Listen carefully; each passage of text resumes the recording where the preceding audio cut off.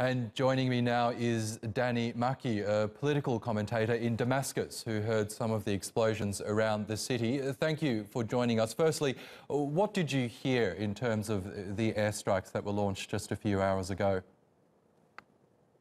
So at around 4:30 in the morning here in Damascus, I'm based in a western stretch of the city, a series of loud bangs and consecutive strikes were heard, about 10 in total, as the first wave of US-led strikes on Syria began to occur.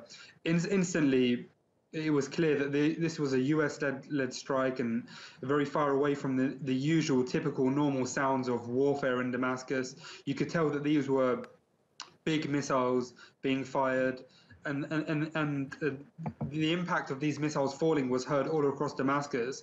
So after the initial phase of about 10 to 12 missiles which initially fell, Syrian air defense stations and missiles in the surrounding area where I'm based started to fire tracer fire into the air to try and down these rockets, and S-200 air defense systems at these rockets which were landing in around Damascus. And what we could sense from the initial hours of the strike was that three main targets were struck within Damascus. The first of those in East Damascus, a research facility in Berzeh.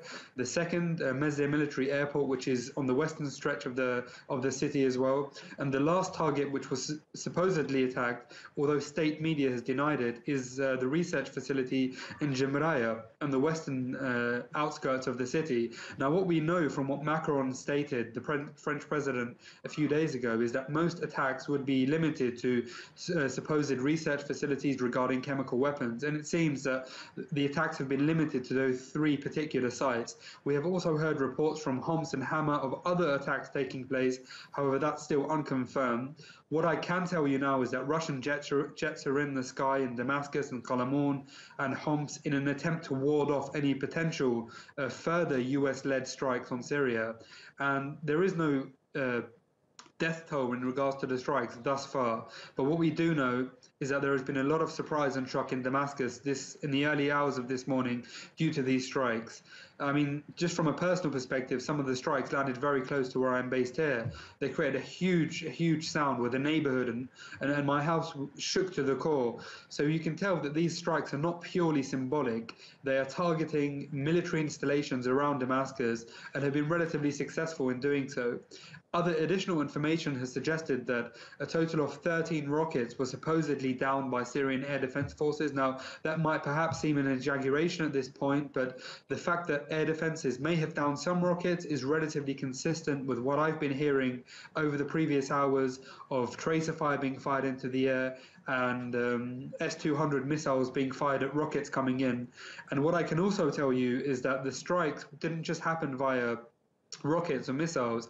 I also heard several fighter jets in the air who were also targeting different areas in Damascus. So it's a double-pronged attack from missiles, reportedly from the American and other ships in the Mediterranean, and the air forces of these countries, which has obviously come from different states, probably Jordan or Qatar, etc.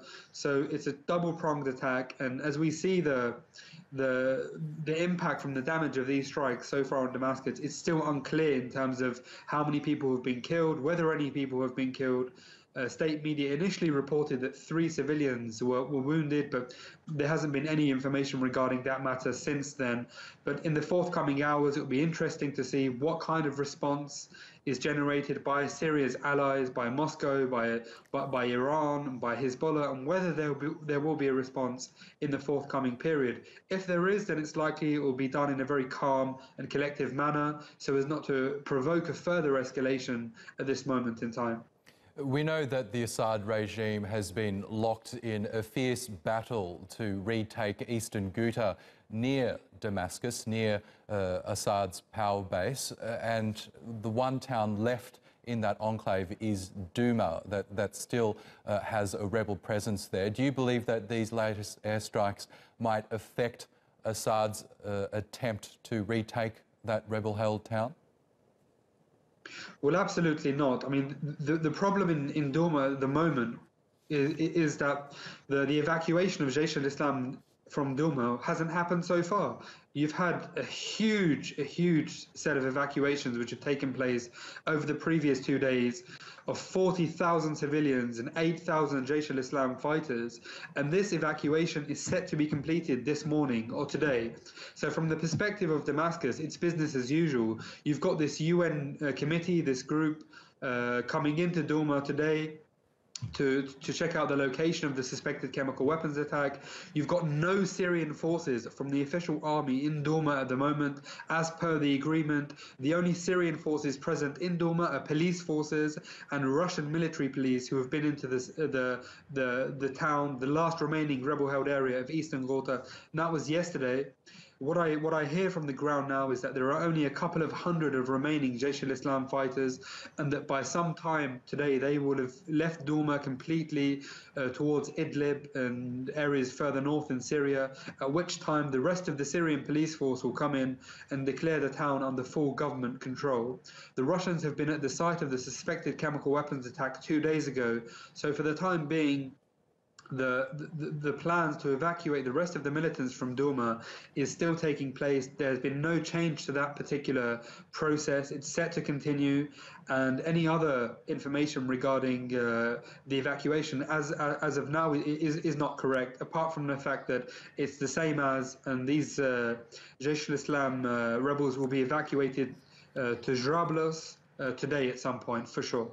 You mentioned earlier the question as to how Assad might respond to these latest airstrikes, but another big question is whether or not the attacks actually took out Bashar al-Assad's chemical weapons capabilities. Certainly a similar attack last year didn't do that in any measure. Do you believe that these latest attacks might have impacted Assad's chemical weapons capabilities significantly this time round? Well, it's very early to say what actual damage these attacks had on the research facilities which they targeted, and whether in fact these research facilities had any relation whatsoever to the issue of the accused issue of chemical weapons usage.